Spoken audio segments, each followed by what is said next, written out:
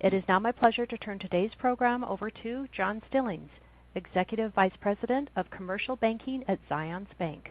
John, the floor is yours. Thank you. I want to welcome everyone and thank you for joining this webcast. This is a great thing I think we're doing. This is part of our focus that we have in educating our bankers so that we can bring value to our clients. So we're really pleased to have Robert and Matt with us today.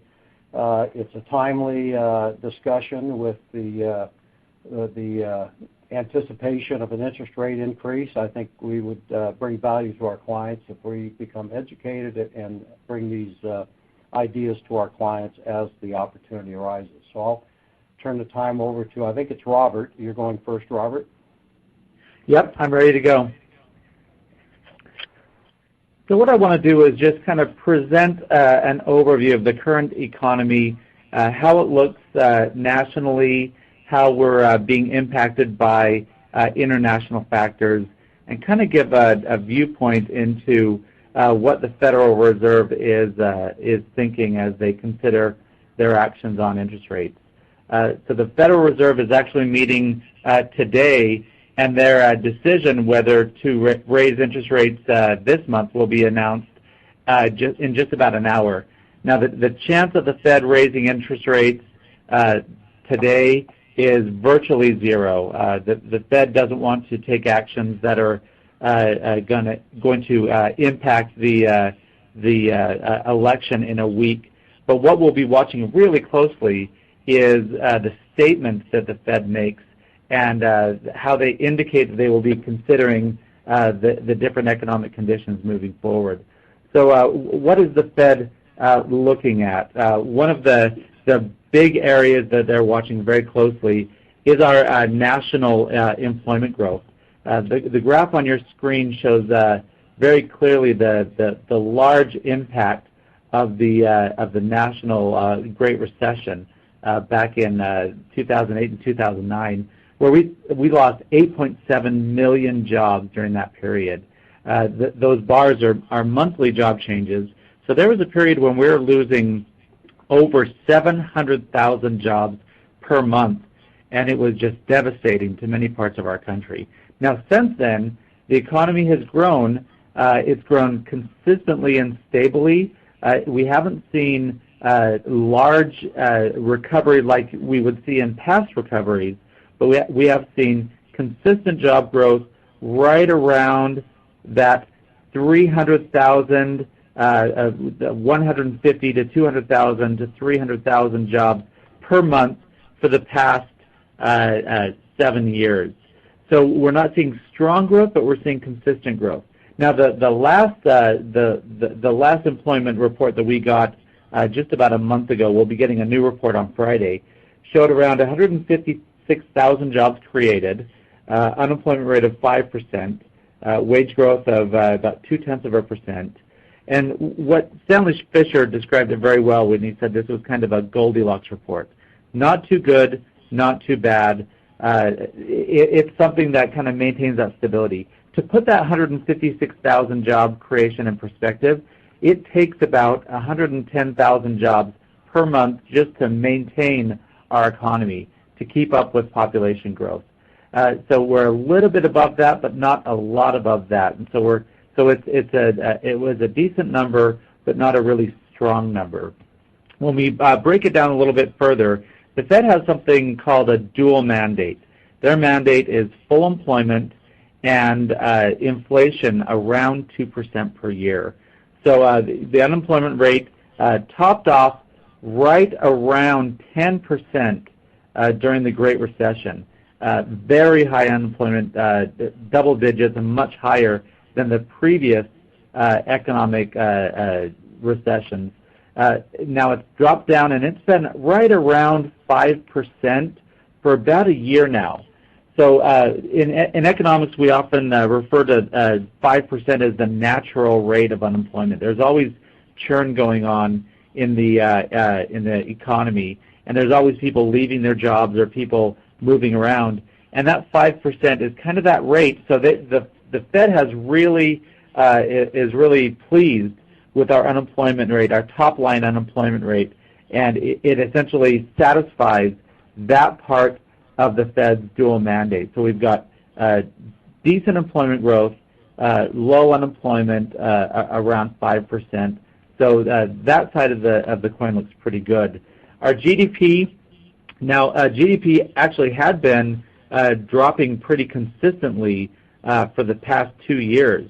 This graph, the red line, is total GDP growth, and then we've broken it down by the sectors of GDP. So yellow is fixed investment, gray is inventories, green is net exports, the lighter blue is government, but most of the blue that you see on there is personal consumption. So what we're comparing really is the personal spending or consumer spending to business spending and business confidence. And what we see is that in the last quarter, the GDP was almost entirely the consumer. They were about 90% of the GDP growth, and businesses had much lower growth, actually contraction in business spending. However, in the third quarter numbers that we just got last week, we see that consumer has dropped off a little bit, but businesses have stepped up, and surprisingly, even net exports have increased in the last for the third quarter. So the top line GDP number came in at a very surprisingly high 2.9%, which actually is a very strong number, and it's much closer to our long-term average where we would like to be seeing GDP. Now, whether this is going to hold up in the long term is probably one of our big questions and one of our unresolved issues. So because the consumer is such an important part of the economy, consumer spending tends to be about 3/4 of overall GDP. I want to look at what consumers are thinking. What we see here is the consumer confidence index from the Conference Board, and we can see that it's remained right around 100. It was 104 at the latest reading, but it's held steady ever since about fall of 2014. So it's not to the level, 110 is where we consider a prosperous economy. It's not to the level that we consider to be prosperity, but it's steady around that 100, but it has held to that rate for about the past 2 years.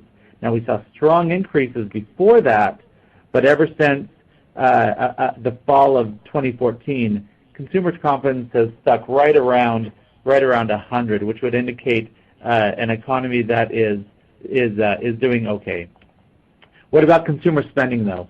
So this is the next slide is the growth in consumer spending. So we're kind of looking at the change in the growth rate, and what we see is that red dotted line that you see there is the Fed's target.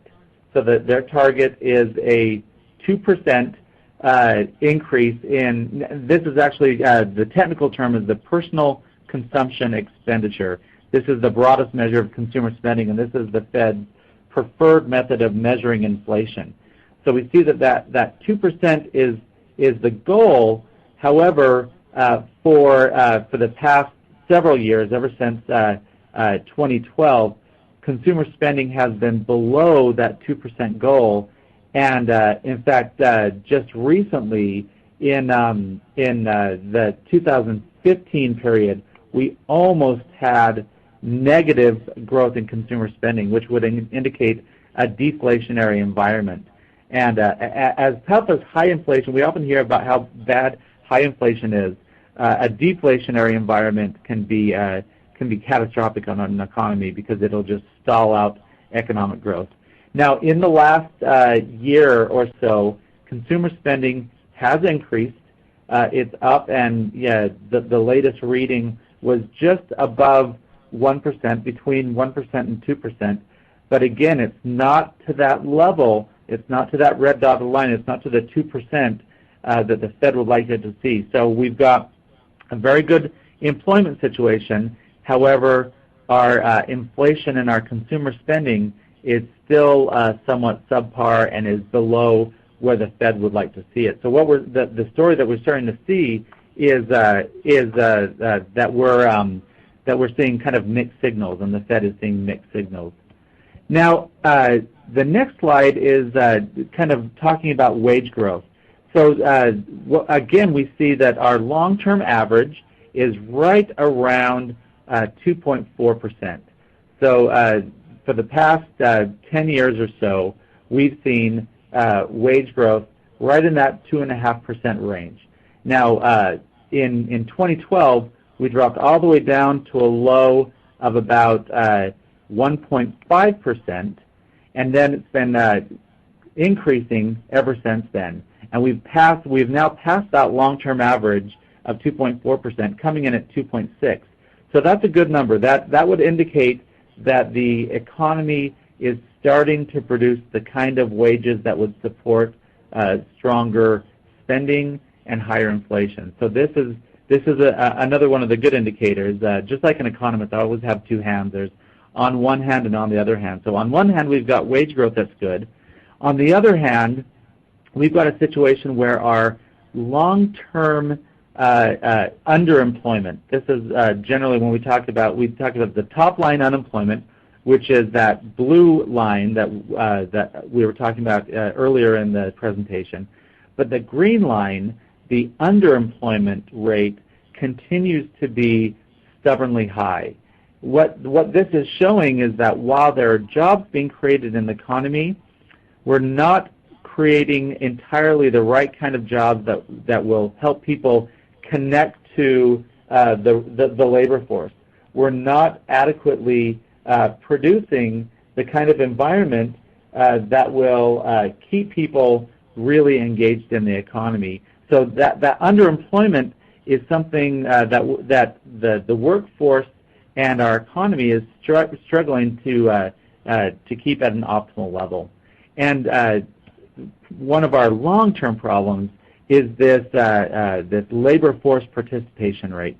This is something that the Fed and that economists are really concerned about. What we can see in here is that around before 1965, our economy generally had a labor force of around a labor force participation rate of around 58 to 60. But beginning in 1960, we saw a fundamental change in our labor force, where we saw, and this was really the result of women entering the workforce. So we saw a dramatic increase in our labor force participation all the way up to 2000, going up to 67.3%. But then ever since 2000, the labor force participation rate has been dropping. Now we can see that one explanation is the recession of 2002, where it dropped down, and then it recovered after that. But ever since then, ever since about 2005, our labor force participation rate has been dropping continuously, and it's now down below the level where it was in 1978. Now we see that just in the last few months, in the very end of that graph, we see the labor force participation rate going up a little bit, but we've got a lot of ground to cover and to return back to the levels that we saw in the early 2000s. And what this is reflecting is that there are a lot of people just sitting on the sidelines. There are a lot of people concerned by the labor market. It's not producing the right kind of jobs. It's not the jobs aren't paying enough, and the opportunity cost and the cost of daycare, the cost of transportation, are not bringing are causing people to want to stay on the sidelines rather than coming into the workforce. So this is one of the long-term struggles that the Fed is facing as they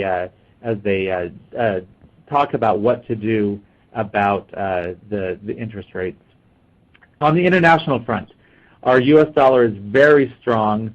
We saw a rally in the dollar starting right around late 2014, early 2015, and the dollar has strengthened significantly. It's down a little bit in 2016, but it's still much stronger than it was over the last 10 years. Now, while a strong dollar is good if you're traveling abroad or if you're buying products from overseas, but a strong dollar will depress export activity and will cause those export-related industries to really struggle.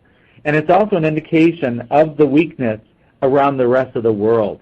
So to show that, I want to give three scenarios, three examples of the struggles that countries have gone through. So the first one is looking at the euro. The euro was about $1.39 in recent years, but it started to drop very quickly in 2015. This is the result of the Greece crisis, where Greece couldn't pay its bills. There was a threat of Greece having to default on all its loans, a threat of Greece even leaving the European Union. And so we see a large drop in the euro relative to the dollar. But what's really interesting is how it's stuck there. It hasn't recovered, bottomed out around $1.05, and it's kind of stuck in that range ever since then. So that's one of the concerns. The next one is China. China, for years, the straight lines in this graph reflect China essentially pegging their yuan to the dollar. And every time they would unfreeze the yuan, we would see dramatic increases in the yuan relative to the dollar. And we saw that peaking out again around 2014, 2015 timeframe, until a year ago in August 2015, China decided to just force the yuan down, which sent shockwaves throughout the financial markets, the international financial markets. And ever since then, China has been both on purpose and accidentally, the yuan has been dropping relative to the dollar, which has the effect of making Chinese exports more attractive. So in an attempt to boost the Chinese economy. And then the third one is the dramatic impact of the Brexit vote, where the pound was about $1.45 as recently as the summer of 2016.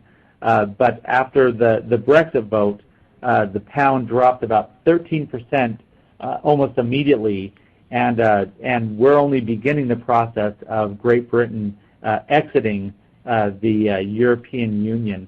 And we see even recently another drop in the British pound. So what we've got is we've got an international economy that's showing weakness, and that's having an impact on the U.S. economy. The other side of it is looking at energy prices. Oil prices were about $104 a barrel in the fall of 2014. But then due to Saudi Arabia flooding the world energy market with cheap oil, we saw a very dramatic drop in oil prices, down to about $40 a barrel. And then the second part of the scenario is the effect of the weakness in the Chinese economy, where we saw oil prices drop all the way down to $24 a barrel in February of this year. Now, oil prices have recovered quite a bit, and they're up around $50 a barrel today. But the green line on this graph shows oil exploration and oil production as measured with active oil rigs. And we see that as active oil rigs, they bottomed right around May of this year. And as oil rig or oil production has increased, it started to depress a little bit the ability of oil prices to rally. So we're kind of seeing a price ceiling around that $50 mark, and then a price floor or kind of a tight range of oil between $40 and $50 a barrel.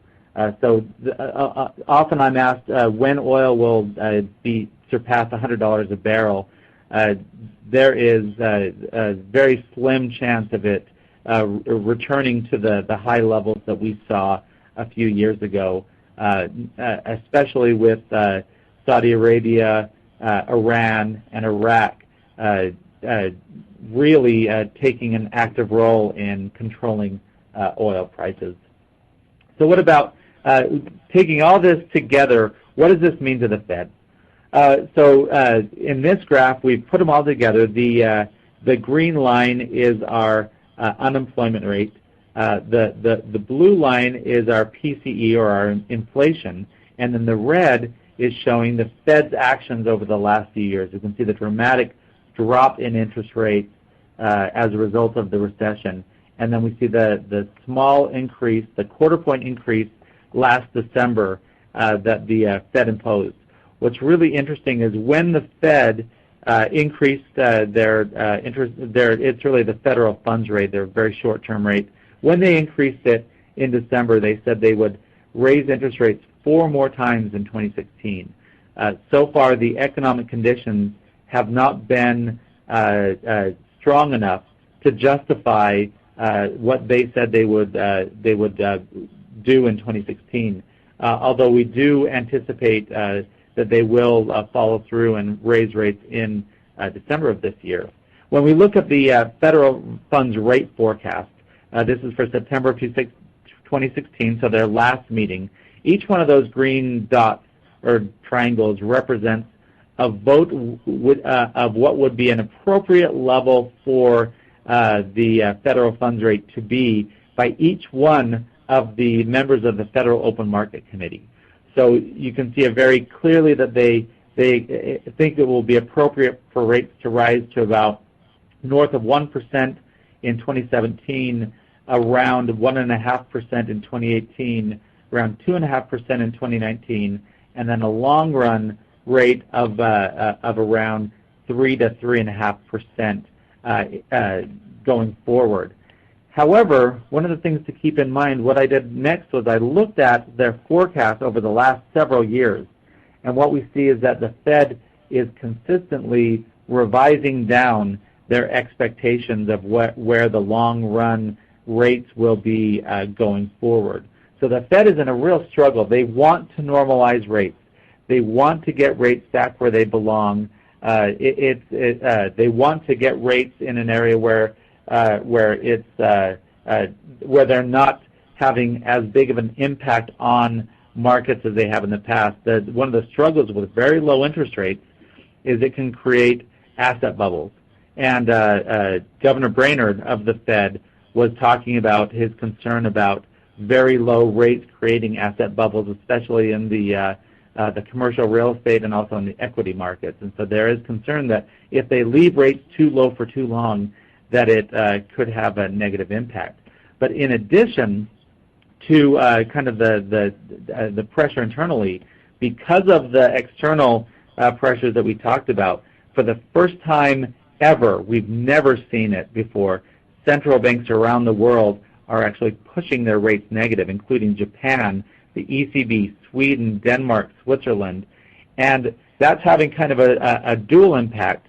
Number one, it's depressing rates across the board throughout the world, but also it's increasing demand for U.S. Treasuries because they're a better investment. And so we're seeing a flood of money coming into U.S. Treasuries, and it's having an impact on the Fed's ability to impact interest rates.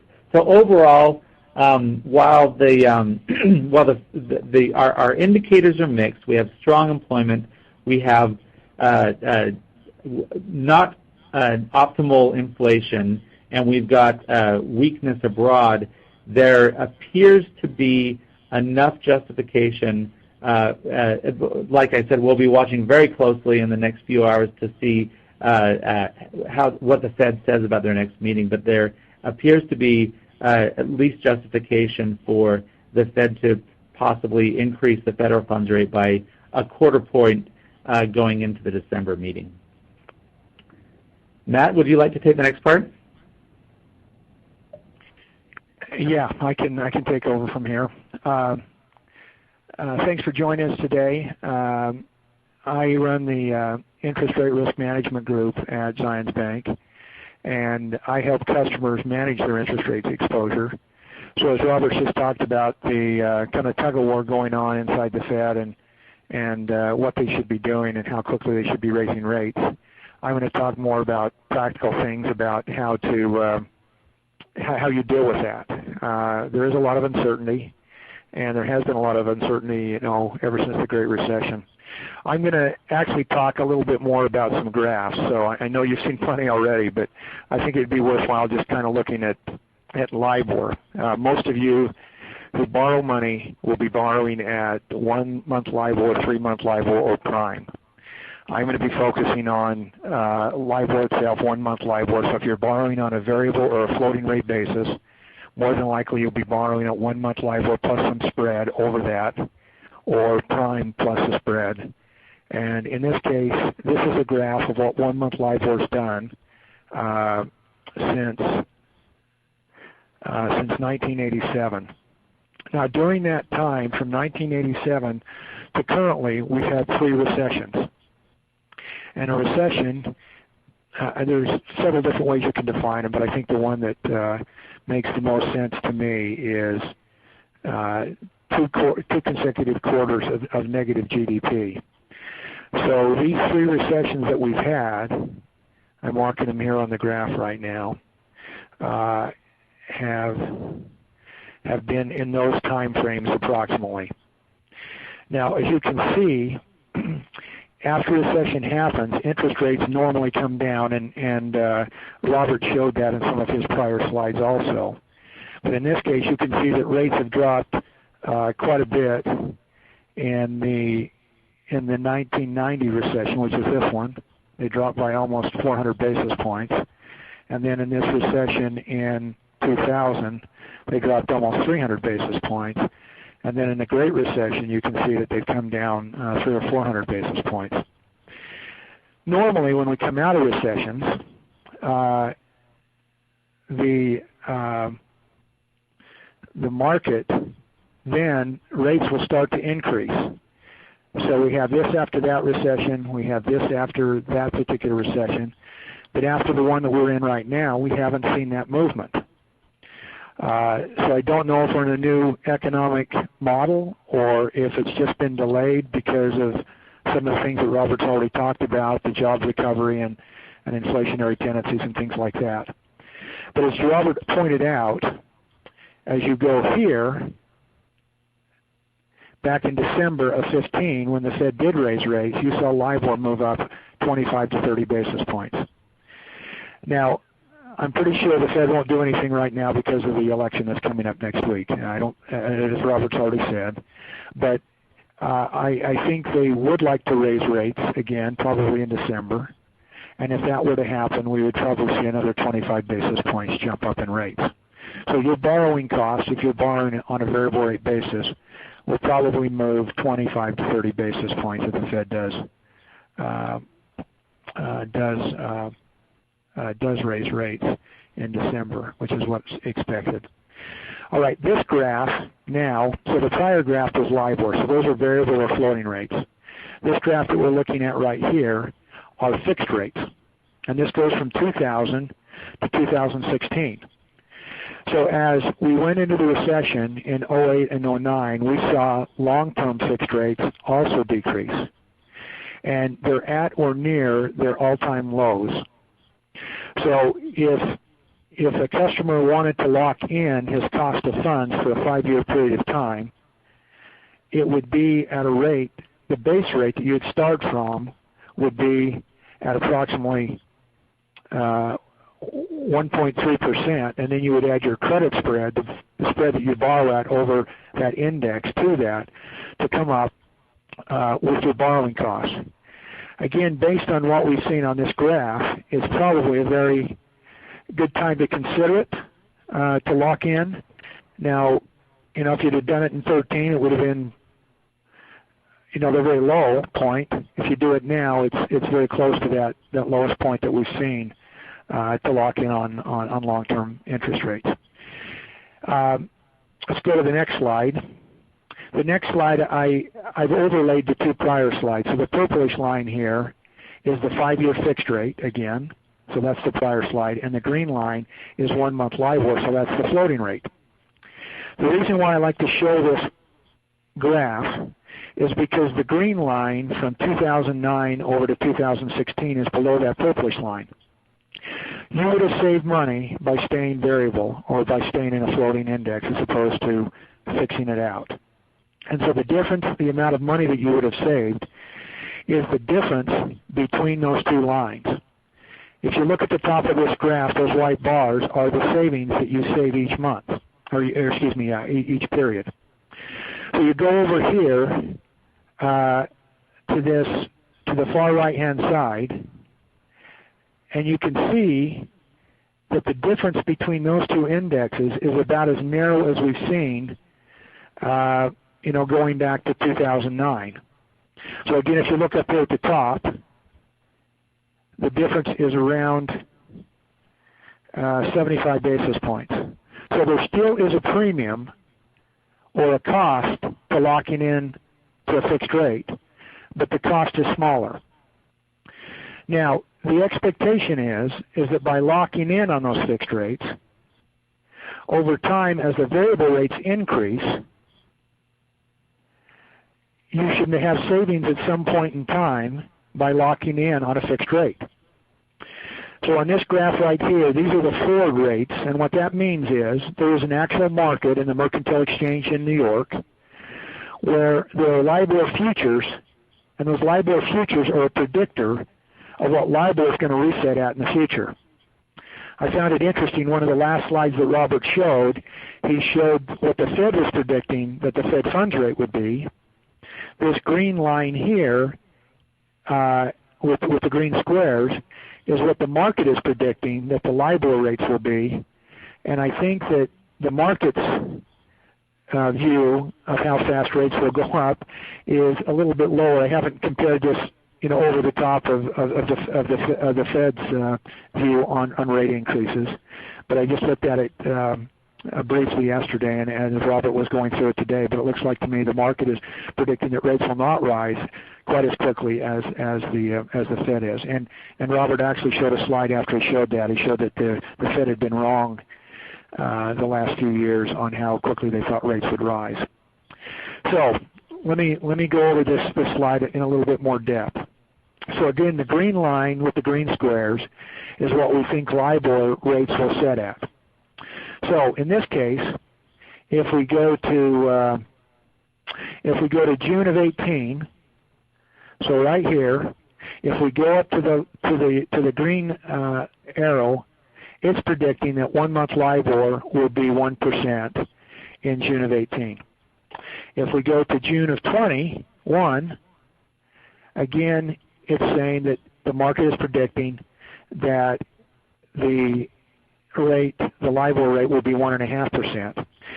Now, when I say predicting, they're not only predicting, but they're putting money where their mouth's at. So these contracts are being traded, and if a person makes a mistake, they'll either lose money or gain money, depending on which side of the market they're on. So there's a lot of money being traded on this exchange. So these people are putting their money where their mouth's at, where they think that LIBOR is going to reset at, and where it's going to be in the future. Now, let's look at this purplish line, this horizontal line right here. That is the average of this green line. So we come up with an average, and we said if you average all those green squares and come up with a fixed rate, it will average that purplish line. And that purplish line then becomes the base rate for your fixed rate loans. So it's saying that initially on a fixed rate loan, you would expect to save money by borrowing variable or against 1 month LIBOR. But at some point in time, and this is the kind of the tipping point right here, it looks like to me, which is June of 19, you will save money then from that point on by having a fixed rate loan. Now, some customers ask me, well, Matt, if that's really the case, if we think that you're going to save money by going variable until June of 19, why wouldn't we just wait and then do a fixed rate loan at that point in time? Why would we do it now? Well, the reason why is more than likely that purplish line is going to move higher, because again, that green line with the green squares will probably move up also. So then again, if that purplish line becomes the average, then the cost will go up. So if you do want to lock in rates, again, we're at or near the all-time low, so it's a good time to be considering it. And then you have to look, if I were you, I'd look at your income statement balance sheet of your company and say, can we handle an increase in rates? Can we deal with that and live with that? And then if that's the case, then you might want to stay variable and stay where you're at. If not, if you want to know what your cost of funds are and have certainty, then you can lock them in. And that kind of leads to the next slide that talks about different ways that you can actually lock in your cost of funds or your variable rates. This is a graph of an interest rate swap. So actually what I'm going to do is I'm going to go forward one slide. There are many different ways that you can lock in your rates on your loans. You can get a fixed rate loan. You can do what we call an interest rate swap. So I'm looking at this line right here. You can do an interest rate swap. You could actually cap out your variable rate. More than likely, you would combine a cap with a floor in your interest rates, and you create this mechanism called a collar. Or you can do what we call a rate lock, and a rate lock is used to lock in funds on future financing costs. It's not to lock in current loans or current borrowings that you have. The most prominent form of locking in your cost of funds would be a fixed rate loan or an interest rate swap. Now, because of limited time on this presentation, I won't go into much about how swaps work, but a swap is a synthetic fixed rate loan. It converts your variable rate debt to fixed rate debt, similar to a fixed rate loan when you net out the cash flows, but there are some advantages and some disadvantages to a swap, and those will need to be taken into consideration as you're looking at if you are looking to lock in or to hedge your cost of funds on your borrowing. What I want to do, though, is I want to talk about maybe some advantages, structural advantages to interest rate swaps as compared to fixed rate loans. Again, those being the two most prominent vehicles or mechanisms to locking your rates. So the structural advantages for a swap: if you are building a building or have future needs in the future on borrowings, and you know what those future needs are, and you want to lock them in. For example, you're building a building. It'll take 12 months to build a building. At the end of 12 months, you'd like a fixed rate. You do have some concerns about where rates are going to be in 12 months' time, so you'd like to try to lock in your rates today during the construction period. We can do what we call a delayed start swap. We can actually lock in your funds, your cost of funds, your loan rates. We can lock them in today. You don't have to wait for the completion of the construction period. The second advantage to an interest rate swap is you can do it for a longer term, traditionally longer than a fixed rate loan.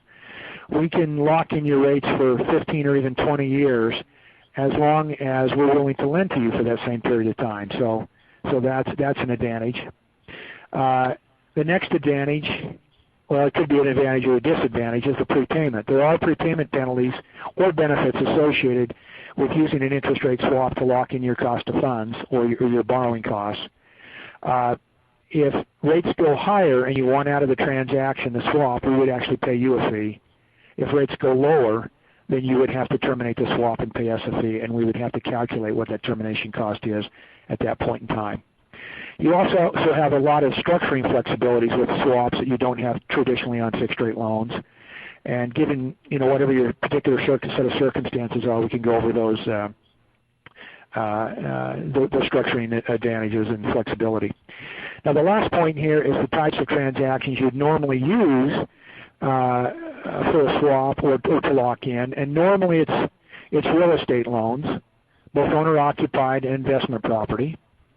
The next one would be capital expenditures, large expenditures for equipment or inventory.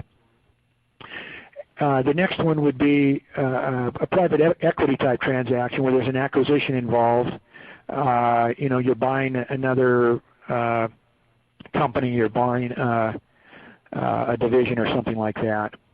And then the last one that I have on here is working capital lines. We normally don't see many hedges done on working capital lines because they're usually shorter term. And I don't know if it's worth the effort to hedge those capital lines just because they're usually so short term. But I guess to sum up my section or my part of this, is there are many, many different options to look at on hedging your interest rate risk for your company borrowing. So if you do have borrowings, you do have questions or concern about higher rates in the future, there are many different mechanisms or processes in addition to fixed rate loans to accomplish that. Okay, I've completed my section. We've got an opportunity now for Q&A, and if you have any questions, you can type those into us, and we can go from there. And a quick reminder, ladies and gentlemen, to submit a web question, please click on the green Q&A icon on the lower left-hand side of your screen, type your question in the open area, and click Submit. We'll pause for just a few moments to compile the questions.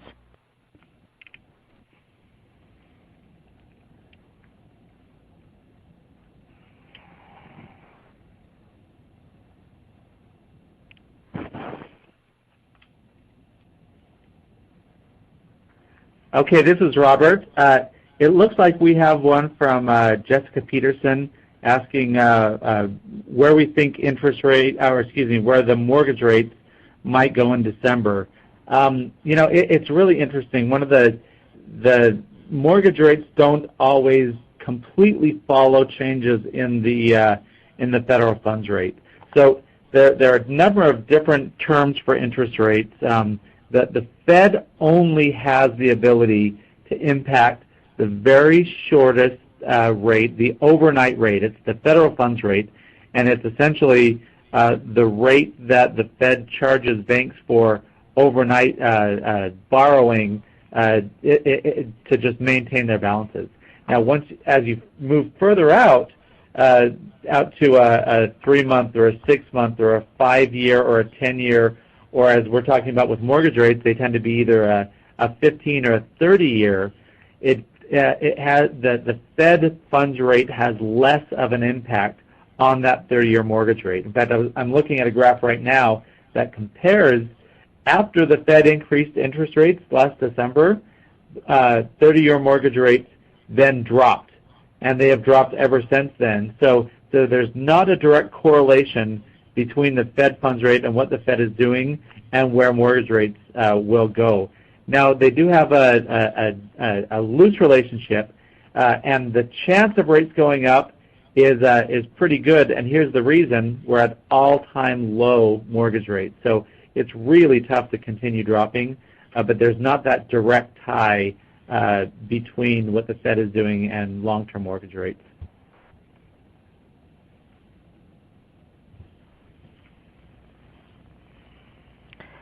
And it looks like there are no more questions at this time. So, ladies and gentlemen, we do want to thank you for joining us. And this does conclude today's webcast. You may now disconnect.